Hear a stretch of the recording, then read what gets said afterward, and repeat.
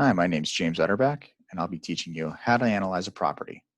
So here we have the property address and put it into the lead. Go up here to our Analyze function, click on that, pull on down, and we have our set ARV and repair costs and any other details in the form.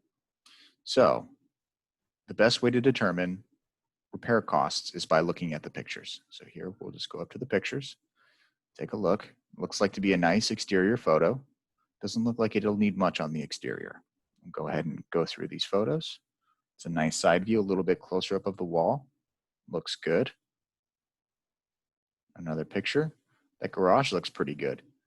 May not need to be replaced. Go to the next picture. It's a street view. Looks like to be a nice quiet street. Go up to the next one. Another street view. Very good. The only issue is there's no interior photos. So how do we determine what the repair costs will be? There's a nice repair guide over here that'll tell us good, bad, or awful. Since we have no pictures of the interior, we have to go with awful. And the happy medium for this one would be $35 a square foot due to the area. Each area will be a little different, just to keep that in mind.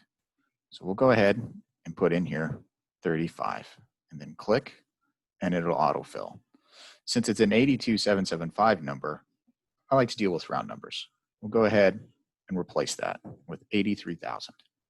Click and it'll fill in and calculate everything for you as you pull down.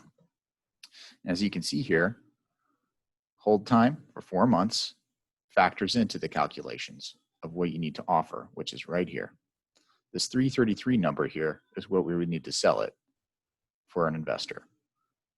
If you have any other questions, feel free to let us know. Thanks. Have a wonderful day.